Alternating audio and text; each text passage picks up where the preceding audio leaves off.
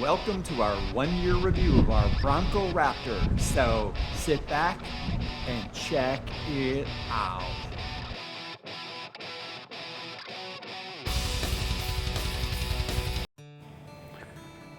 Hey everybody, it's Mark, Five Angels Outdoor, and as you can see we're standing in front of the rig, and the reason that we're making this video for you is like we have had the Bronco Raptor for a year.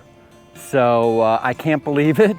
Time has flown. It sure has changed. If you look at the thumbnail of this video, you can see the difference between the time we bought it and what it's looking like right now, but we've had it for a year.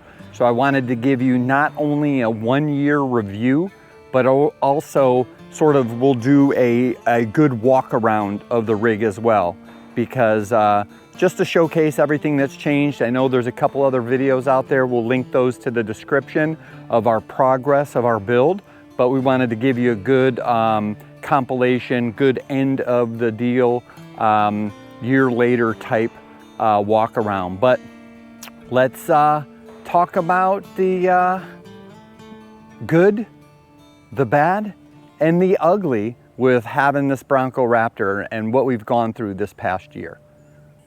So from a one-year perspective, the good, the bad, and the ugly, what do we want to talk about first? We could just get the ugly out of the way. For the most part, 99 or 98%, you know, everything about this rig has been good. It's just an amazing vehicle, but we have had an ugly situation. So first case, from an ugly perspective, I'd have to say that we had to put her in the shop for a couple of weeks. And really what happened, and it was really nothing that happened on the trail, no overt issue in regards to the daily use of it. It was back last October. We had made a round trip from Overland Expo East in Arrington, Virginia, and got home fine, unloaded it, drove it around for a couple of days. About 3 days after we got back, we went to an appointment. We came out of that appointment, pressed the start button, and nothing happened. Now, the truck wasn't dead. The truck had full power, but it wouldn't turn over, wouldn't start, nothing. Jump starting obviously didn't come into play because there was plenty of power with the rig. And so really I had to have it towed directly from where my appointment was to the dealership, and they had to really figure out what was going on. It wasn't easy either. Obviously they hooked it up to the computer, they ran some codes, there was a PCM failure, primary controller module. So what they ended up doing is they replaced that PCM, but that didn't fix it. So really from there, once they did that replacement, they started doing some other troubleshooting and testing, and they found that there was something wrong with the fuse junction box. So that in itself was, I mean, to me, was odd, but they replaced the fuse junction box. They went through and did a bunch of pin tests. I mean, they tested it all out. So first the PCM, then the fuse junction box. They verified, utilizing pin testing and everything like that, that there was no other issues. Tested it out, start, nothing happened. So it was like literally they were going down the chain of things that went wrong, fixing as they went. And the last thing in line is the starter. So what they did is after all of that, they made sure that there was power all the way down to the starter. Nothing happened, obviously no turnover, no engagement when they pressed the start button. So they replaced the starter, and then really from there, boom, problem solved. Press the start button, everything started up fine, and I was able to get her out of the shop. So it wasn't necessarily that the starter was bad at the beginning. There were other issues, but they just had to really go down the line, and it was a 2-week process. It was a bummer being off the road, and but no issues along those lines since from a computer standpoint. As a side note, I have heard of other Bronco owners that have had to replace their fuse junction box. So it does not seem like my rig was an isolated incident. I would expect from a Bronco Raptor that I wouldn't have to go through such issues, but really from an ugly perspective, that's really the only ugly thing. Thank goodness it happened, in normal driving mode, doing normal day-to-day driving things and not out on a trail. But from an ugly perspective, that is the ugly of our 1-year review. All right, so bad. Not necessarily an ugly, but I'll frame it off as a bad. Early Broncos, I'm not sure if it's if it impacts the 2024s or late 2023s, but definitely 21s and 22s. One of the things with the Bronco platform, no matter which vehicle it is, it's a global universal type platform, so that the engine that's in this Bronco Raptor is in the Explorer ST and other vehicles. So it's not necessarily built specifically for an off-road vehicle. That being the case, the alternator is on the bottom of the engine, in the front. Now, the advertised water fording capabilities and height for a Bronco Raptor is 37 inches. So basically, what they're saying from all the specs and everything like that, that basically I could safely ford water up to the top of the tires, because these are 37-inch tires from the factory. So this past Christmas time, or right before Christmas, myself and one of our other off-road channel partners, Overwater Overland, Derek, we decided to go to Land of the Lakes, or Land Between the Lakes in Kentucky/Tennessee. So we made it up to Land Between the Lakes. We hit a trail. It was a 300 series trail. So if you're familiar with LBL, 300 series trails are your most difficult ones. It was muddy, there was water, never had any issues before, but things started happening. Now, I was aware that there was a TSB, a technical service bulletin, on all Broncos because of the placement of the alternator to replace a shield. There's a protective shield around the alternator that's supposed to protect it from water intrusion, mud intrusion, that type of thing. So there is a TSB out there, but because it's not a recall, they don't fix it until something happens. Well, in my case, I was out on the trail. We got almost to camp, and I started getting check engine lights and alerts and dash alerts and stuff for low voltage, low battery voltage and all that type of stuff. So that was concerning. Made it to camped, we had a good time. And then the next morning, what we did is we plotted a way in which we could get out of the area to a main road. which I was able to do. I was able to get the rig out onto the main road and call for a tow truck. I mean, I'm on the trail. We're in Kentucky. It's days before Christmas, and I'm freaking out, you know, because I'm in Kentucky, Tennessee, and obviously we live in Florida, and the rest of my family's in Florida. So needless to say, we did get it towed to a Ford dealership up in Tennessee, and the dealer was able to perform the technical service bulletin partly.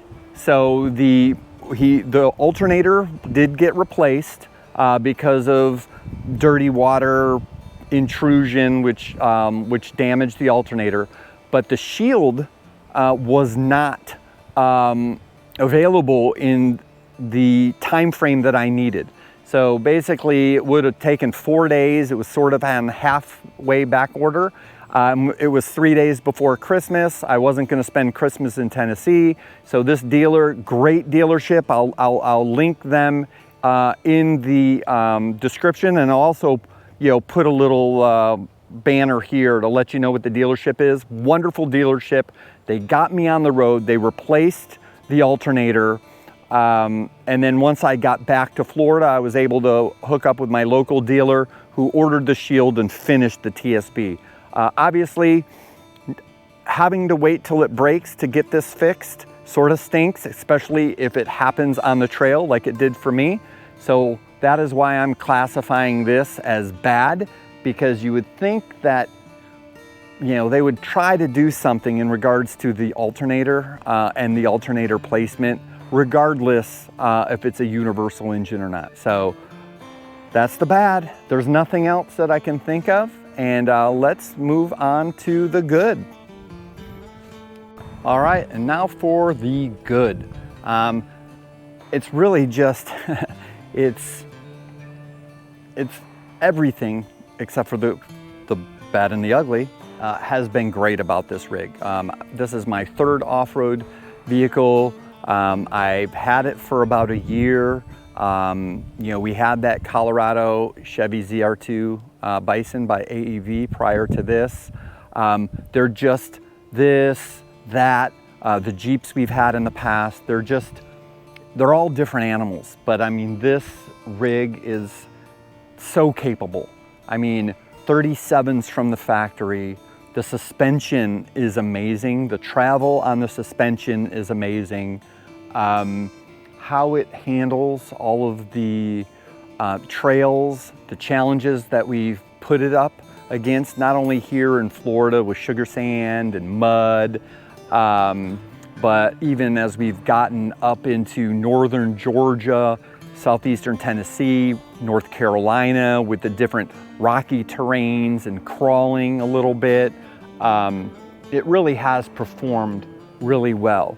I have not had any other issues than what we've really covered, and the platform itself, the Bronco platform, it's amazing. I mean, it's very easily modified. There's plenty of vendors and plenty of parts out there that are Bronco specific, which helps make those slight little changes. And then obviously the industry for overlanding is blown up in the last few years, so there's plenty of stuff that's out there for it.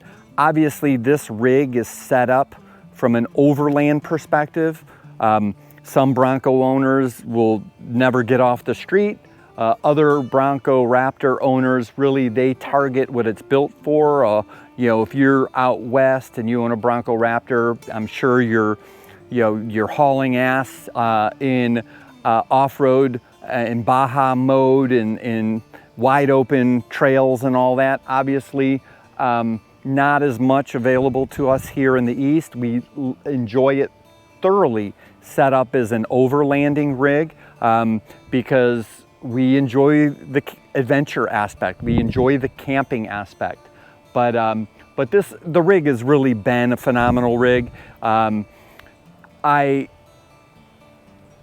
wouldn't have not have bought it all the things that we've experienced over the past year, I'm still glad that I bought it and that this is our rig.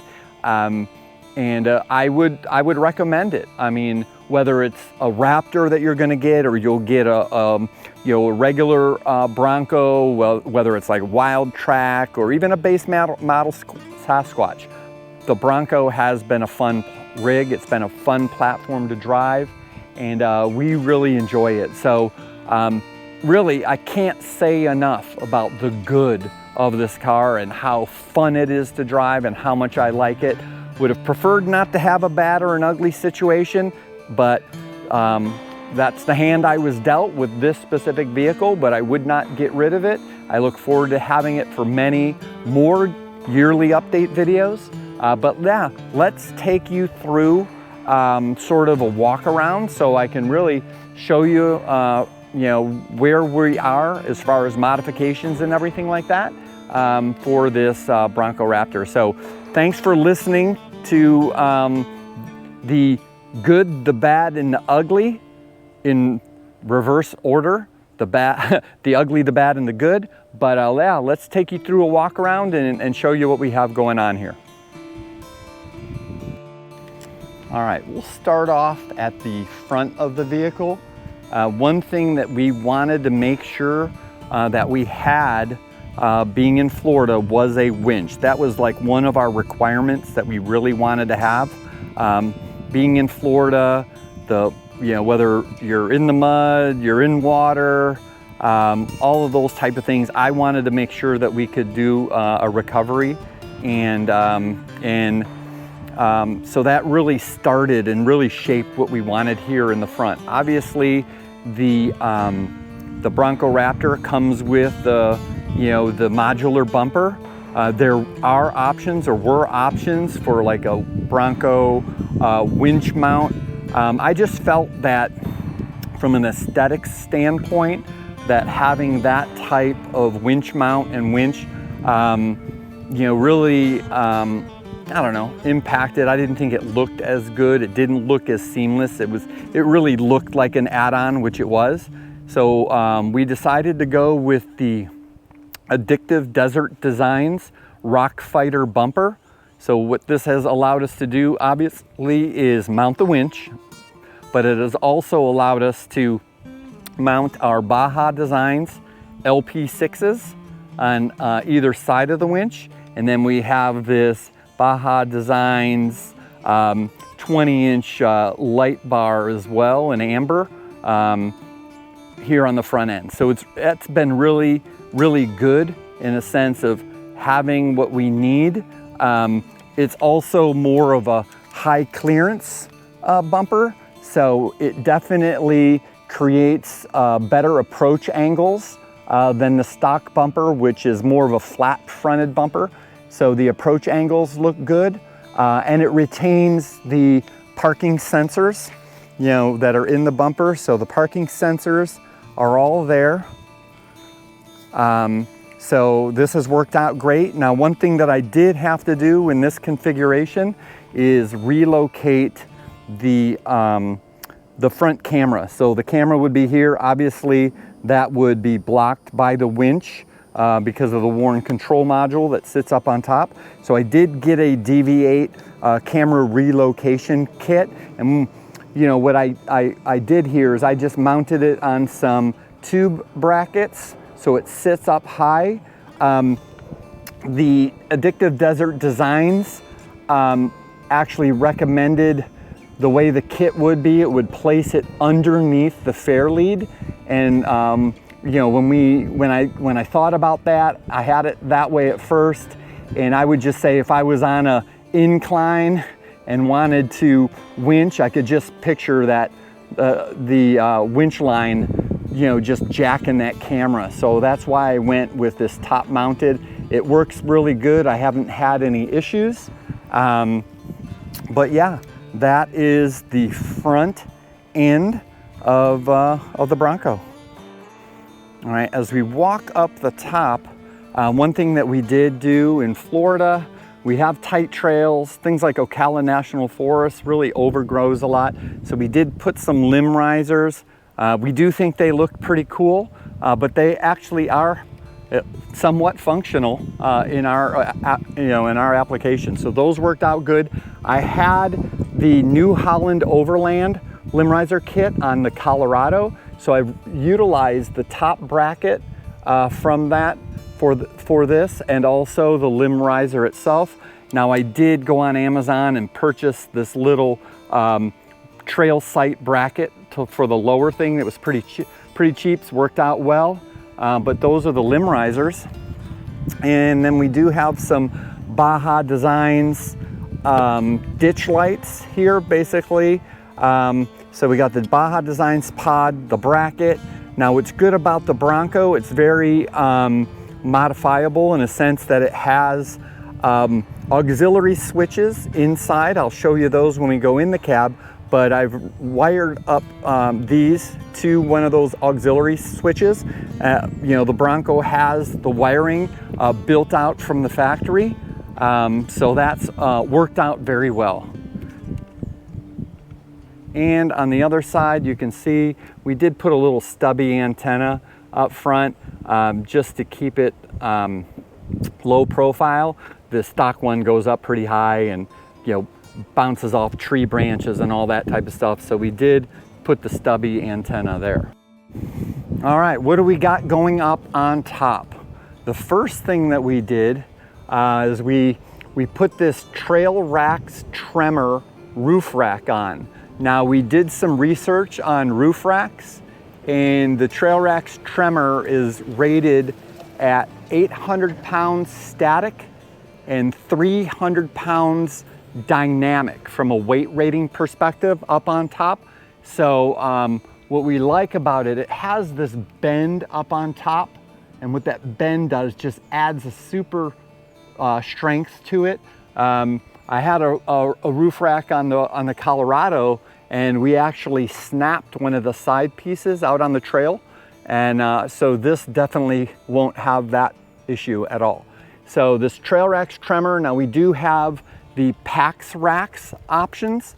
These are side pieces that connect up to the top of the rack on the side, and then they come down, and this bottom bracket is actually mounted to the bolts that hold the hard top on. So to install these Pax Racks, we actually had to take the hard top off, but what it does is that it gives it a solid mounting point, and then also by bringing that up into the rack itself, now it's even stabilized it some more. So that's the Pax Racks. As far as the roof rack itself from Trail Racks, as you can see, we took the 23-0 270-degree Peregrine awning off our previous rig, and we've put this on. Works out great. I love the 270 because it gives you shade on the side and shade in the back. And then we have obviously the 23-0 rooftop tent, which we thoroughly enjoy. Now this is the Armadillo X3, which allows it, it has an X frame, so when it is opened, what it does is it goes up and then tilts over. So the benefit of the X3 versus some of the other, either 23-0 or other brands, is that the tilt point is higher up. So what it does is it allows us to center the tent a little more next to the awning, because it doesn't tilt and hinge right at the base. It's up and then hinges over. So that's worked out great. We have our Midland antenna up here for our GMRS radio, which we'll show you when we get inside. I got two Baja Designs spotties up on top. These are the XLRs for long distance spotlight views. So those are up there. Actually have those wired as well to the auxiliary switches. And then as we walk through here, I have the, as every Overlander has to have, the roto packs for extra gasoline storage. And then we have the WeBoost cell antenna, which has worked great. We do enjoy it when we're in the mountains of North Georgia. It has helped. I do see the benefits. Won't make something for nothing, but it really has worked out well in our minds. And then we do have our S2, Baja Designs S2 pod lights in the back for chase lights. And those are rigged up to the auxiliary switches as well. All right, so as far as the outside rear of the rig, we do have an American Adventure Lab spare tire platform, STP for short. We did get the optional side mollies, which allow us to mount our Max Tracks utilizing just normal standard Max Tracks pins. And because this way, with the space we have, I wanted the Max Tracks accessible, and we only have so much room, so this has worked out great. We are utilizing a couple Rhino rack brackets on either side for a shovel and an axe. And the top of the spare tire platform right now, we have our little 2.5 pound propane tank for grilling, but we do have plenty of room to store things here. So typically when we're packed up, whether I'm putting, if it's winter time, and I'll keep the diesel heater out here covered, so it's not in the rig. We've put firewood up here, all kinds of different things, and we just strap them down to those strap rings, and everything's worked out great. But yeah, that's the outside of the back of the rig. One thing that we did is we did from Ford Performance pick up these true beadlock rings. The Bronco Raptor comes with BFG KO2s, which is a great all-terrain tire. One thing we did notice in our previous rig was that airing down to 20 pounds, whatever, we'd hit some of these Florida trails that have these sugar sand and all. And what happens is that we would get grit in the bead. I'd end up with slow leaks all the time. It was very, sort of a pain. And so I was like, hey, let's just go with true beadlocks. I can air down super duper low as needed. I won't have to worry about grit getting in the bead, but the beadlocks, those are true beadlock rings. That's worked out great. I also removed the side steps. Obviously, this is a raised rig. It's a little higher than normal with the 37s, but the stock steps hung so low a couple of times out on the trail. All right, so a couple of times, as far as the side steps that come stock, what we've done is we've removed those. And the reason I did remove those is that they hung pretty low, and we've noticed a couple times in the trail, especially when I was in Virginia, we did the Bald Mountain Jeep Trail, and with that, there was a couple challenges that, that I knew those steps were going to hang up on a rock, so I had to bypass that challenge. They're really easy to remove, the stock ones, and I have them. I can put them on if I need to, but I have removed those. And then as we move back here, you really probably can't see it, but one of the things that we did as far as a ride height adjustment is that I did add the RPG 3-inch rear perch collars to the rear shocks. And the reason I did that, obviously with the weight that we have on the rig, it had a little bit of a little squat in the back end.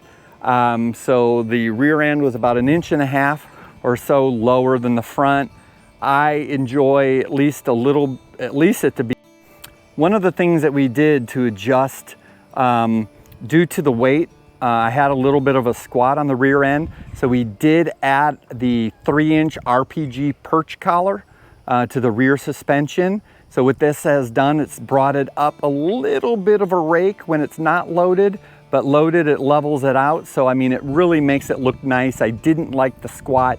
I mean, we obviously have a lot of weight, so having those perch collars has been a real big help from a visual standpoint, but really it hasn't compromised the ride quality at all. We've been driving them for for a couple of months now, and it's really worked out great.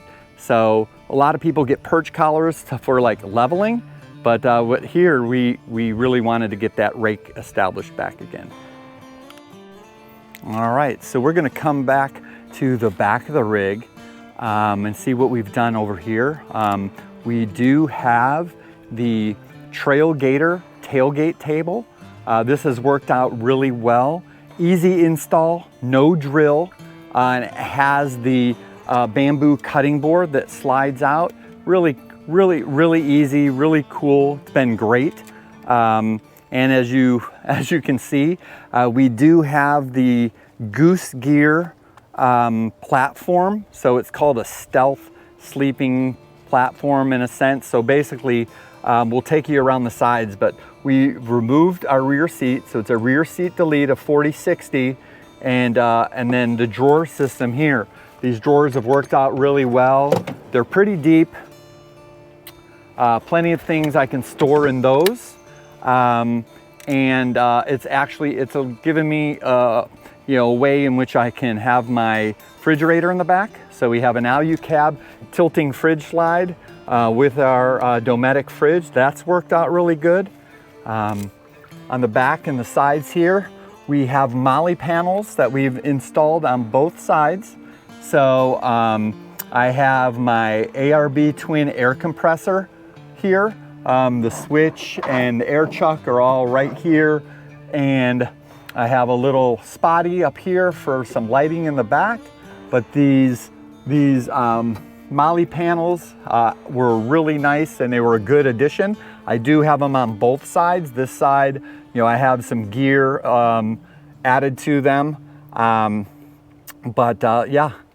a lot of stuff going on in the back. It's worked out quite well, and it's been great as we've modified and added more things. That tailgate table is a game changer back here from a space perspective. All right, so looking in the side, as I said, we removed the rear seats. It establishes a platform, an even platform all the way across. Technically, you could sleep in here if you need to. I could if I needed to, but great amount of storage. So whether it's tools, camping gear, you have 2 access points on the 60 side. On the 40 side, you have 1 access point on top. Now each side does have a side access panel, which works out great. So, and with the 60-40 split and the way that I have the refrigerator all on the 60 side, if I needed to put one back seat back in the rig for any reason, I could easily remove this 40 side pretty easily and put the back seat back in. Now, one of the things, in order to have the air compressor back here, we did run power. So I ran power from the engine compartment through the firewall down the side rails, and now I have a fuse block in here. So I have a master cutoff switch here. I have a fuse block. All of that it controls whatever I want to power back here. So I have power running to that light. I have power running to this compressor. And then what I did, since my refrigerator is on this side, I did run some power over here. I have 2 12-volt power sources over here. One I use for the refrigerator, the other is open and can be used for anything. But that's really worked out great. So we have multiple power points. I still have, could put additional electrical items back here if I needed to, but that's all running off battery power. I typically keep that rear power off and only turn it on when I need it. All right, let's come into the rig. First, I'll show you a little view from the passenger side. Now, we do have some baskets here in the door instead of those little cable things which always stretch and are crappy. So these little MOLLE baskets work out great. Down on this side, one of the things that we did is we mounted this DV8. It has a MOLLE panel side, all right, and on each side of the center console, and then this little bridge along the top. So that's allowed us to mount some accessories here in the cabin. On this side, we do have our Midland GMRS radio here, and then we have our WeBoost control unit. So that's on this side, out of the way, tucked, works out really well. And then what we've been able to do is we've been able to mount a RAM mount holder that we use for our handpiece for the GMRS radio, so that works out really good. And let's take a walk around the driver's side to get a better view of what's there in regards to the cockpit. All right, a little better view of the interior from the cockpit side. So what we've done here is we have run a accessory rail system along the top. This is the Bronco rail. I mean, it's really worked out great. So it allows us to have a stable track to mount accessories, whether it's here it's a 67 designs that I've gone with for all the mounts that are coming off the top. And I have something here, I can mount my GoPro. That way I can either look out at the trail or face back inside of me. Here's a 67 Designs iPhone or any phone mount that works out great. And then I have another 67 Designs mount on this side for my iPad. And what I use my iPad for typically is for Gaia GPS and my trail app, so I can see those quite handily. We've also added, we replaced the factory accessory mount with this powered mount from IAG Off-Road, and we did that because this vehicle does not have the Lux package, and I just wanted to make sure I could run power to some devices off the top here. So I have two USB 3s and one older USB 2, and that's worked out great. And then you can see down here in regards to the top of the cockpit, what we've mounted on the platform on top. As I said, I showed you, our radio handheld clips in really nice. I have a SPOD Bantam controller unit that's here. And then I also have my Warn winch controller, which is wireless. So that's worked out really good. I keep a couple spare handhelds over here. But really from an interior perspective, it's worked out really good. And I just told you, here is the auxiliary switches that we have. And those have worked out really good. So we got everything there. Though we have the SPOD Bantam panel for the overflow in regards to other devices. So that is the interior. All right, so that's it. The good, the bad, and the ugly after owning the Bronco Raptor for a year. Also a full rig walk around of what we've done in regards to modifications and additions. But we appreciate your watching. Thanks so much for tuning in. Don't forget, give this video a like if you can. Drop a comment if you have any questions about any of the work that we've done. And subscribe to the channel if you haven't. Most of our viewers tend not to be subscribers, so we'd like to get you as a subscriber. So thanks so much for watching. I appreciate it, and we'll see you out on the trail. Take it easy.